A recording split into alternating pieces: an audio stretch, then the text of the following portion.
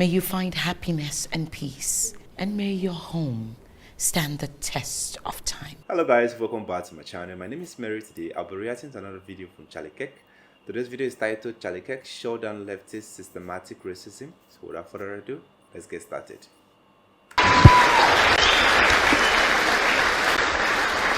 Oh, sorry. Good evening, Charlie. Thank you for being here. My name's Tyler. And, you know, a big thing about your tour tonight was exposing critical racism. And, you know, by law, there's no separate laws for people of different races. We're all created equal in the name of God. But I would ask you, do you believe there is any evidence of systemic racism in this country? Absolutely not, no.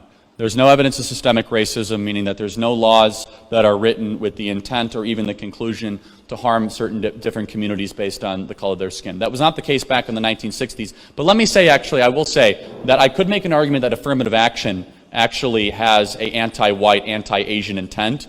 But I don't think maybe that was your question, maybe it wasn't. But yeah, that's usually not where people go with that. I'm happy to explain that at a different time. But look, here's where they always go to.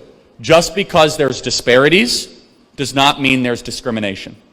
Disparate outcomes can be blamed on a lot of different things other than racial discrimination. If you guys want to go on a scholarly journey, please go read Thomas Sowell's book, Discrimination and Disparities.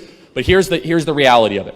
If you get married before you have kids, you get a job, any job, and you graduate from high school and don't commit crimes and you're not totally reckless with money, regardless of skin color, you can succeed in this country. We've done a pretty good job of preserving and maintaining that. A black child that is raised with a mother and father in the home is far more likely to succeed based on all independent metrics than a white child that's raised by a single mother. Not attacking single mothers, it's just an added pressure, it's harder, it's objectively true. And so the question is, why are we not having a concerted campaign to put black fathers back in the home, where 77% of children, black children in America in certain cities and 70% nationwide are being raised without a stable father in the home? That is the core issue. Strong families, and BLM Incorporated has done the opposite. They came out and they said that we exist to disrupt and destroy the Western prescribed nuclear family. And so, no, I don't believe in systemic racism, and nor should you. Thank you.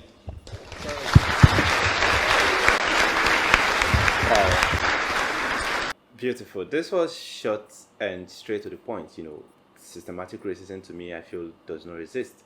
I feel it's individuality, you know. Like what Charlie said, he said, if you are to go to school, graduate, you know, get your job, start a family, you can progress no matter your skin color, no matter your race. I feel that is true because I don't, so long as you are ready to put in the work, I think the result will come. So I feel when he was talking about, you know, single parenting, I get where he's coming from, because you don't expect a woman to teach the child everything the child needs to know about, you know, life. Neither will you expect a man to do the same. So it's better the both come in contact to train their child.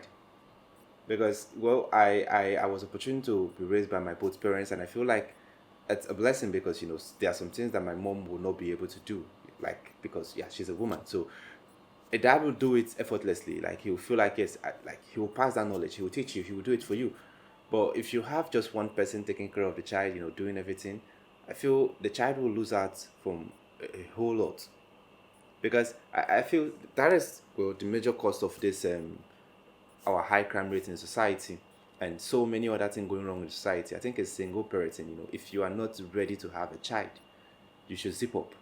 I'm not talking about just the guy only. I'm talking about both parties, you know, because a guy cannot just wake up one morning and produce a child. Neither can a woman just wake up one morning and produce a child.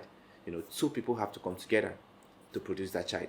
So if you are not ready, or you feel like you are not mentally okay to go through that process, just zip your pants up and sit on your own, because by doing that, there is no way a child will form in your stomach, or there's no way you produce a child you don't want to.